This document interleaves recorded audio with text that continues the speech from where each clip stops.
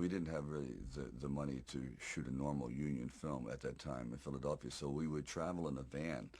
I would jump out of the van, and we were working with the handheld camera at the time with Garrett Brown, and it was somewhat experimental.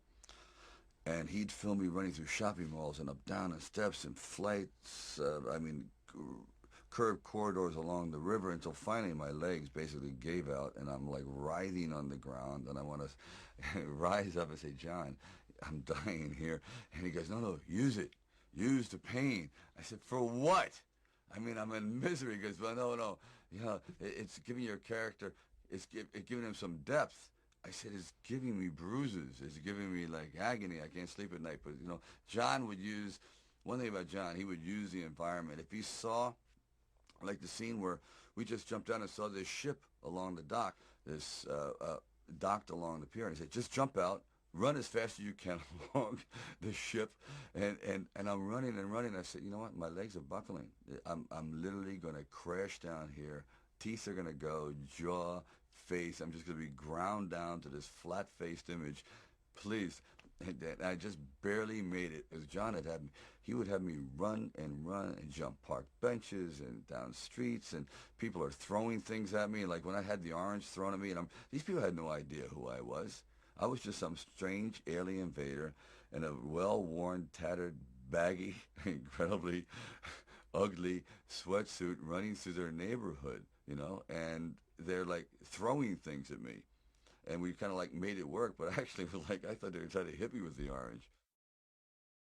There was a kind of a lot of injuries on the set. I remember I was doing running up and down the steps. Originally, I was supposed to run up and down the steps with butt kiss to show how strong Rocky had become. The first time he could barely get up the steps, and then I started picking up the dog. And halfway up the steps, I said, "This is a bad idea." The dog weighed about 135 pounds. I said, "And there's no way I could run gracefully up the steps." More or less, I couldn't even stagger up the steps. So the dog was definitely cut out. But in the meantime, I had gotten a wicked case of shin splints, which is an old injury I had gotten from playing high school football.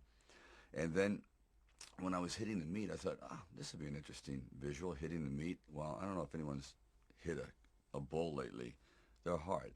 They're real hard. So all my knuckles were flattened out.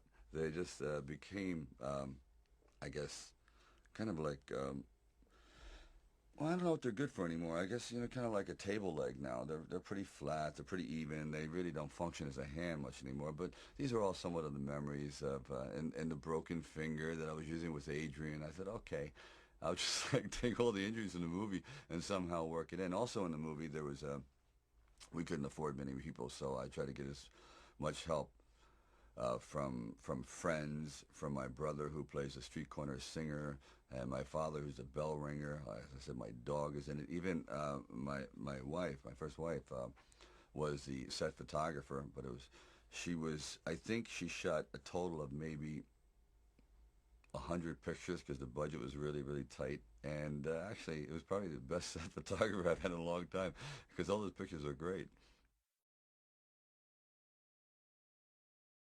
Talia Shire was also a last minute choice because we just couldn't find the right person, and then she came in, and it was I think the same night as Carl Weathers, I think it was, and she came in, and we just read, and I felt the earth move. I really felt a tremendous vitality and kinship. I mean, I loved her. I really loved her. I just loved the way she looked and the way her hair fell and this timid, fragile creature. I said, it was just incredible and the perfect voice. So when we were going to do Rocky meets her, and he just talks to her, and he sees a beauty in her that no one else sees because everyone has something to do. Rocky really has nothing to do. So he moves at a much slower pace, and he observes, and he sees things that other people don't see. So he's trying to bring her out because I guess he feels that she's probably the only one who's worse off than he is. So he's feeling kind of like a little protective towards her. And the sequence where we're supposed to go ice skating, originally that was written for 300 extras, and it was a big deal. Well, I show up on the set. They said, we have a slight change in plans. We have one extra. I said, Interesting. And I said, well, I have an interesting thing to tell you too. I don't ice skate. I don't know why I wrote it, but I thought it'd be interesting. So here we are with an empty arena, and I don't really skate at all. So I decided I was going to run on ice, and she says she skates, but if you watch her, her ankles are falling in, and she's barely holding on. And Rocky's trying to explain his life, looking cool, and he looks like so foolish, but she doesn't care. And where they really come together at that moment when he goes, you know, my father said I wasn't born with much of a brain. He goes, my mother, she says sort of the same thing. He says, you weren't born with much of a body, so you better start developing your brain. It's like, oh, these two people are two halves that absolutely need to fit together. You know, they are really on the same page. Then he walks her home. I think we make a real sharp couple of coconuts. I'm done with you shot. What do you think? And I'm starting to like realize that this is the key to the film. This is the heartbeat. The whole movie is going to be based on the discovery of these two people, the love.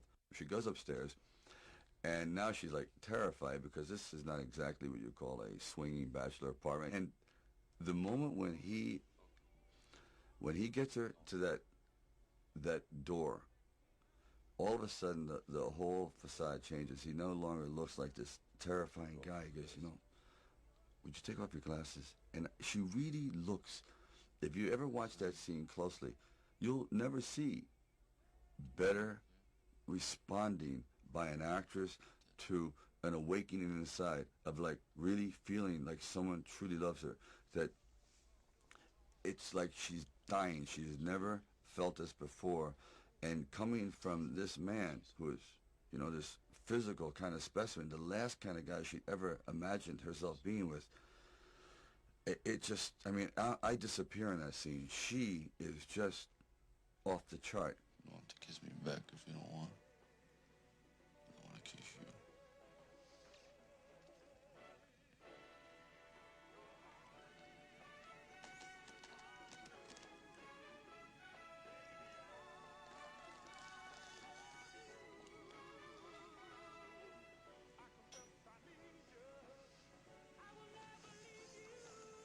And I knew, I said, as soon as I kiss her, I'm going to be in a hospital bed. But it's okay. I knew I was going to have it. It's like, here comes the flu. And anyway, I come together and I kiss her and we go down to the floor. I don't know if I could ever have a scene that had more love that I'll ever do in it. And even though I got the cold, I'm over it, Talia. It's okay.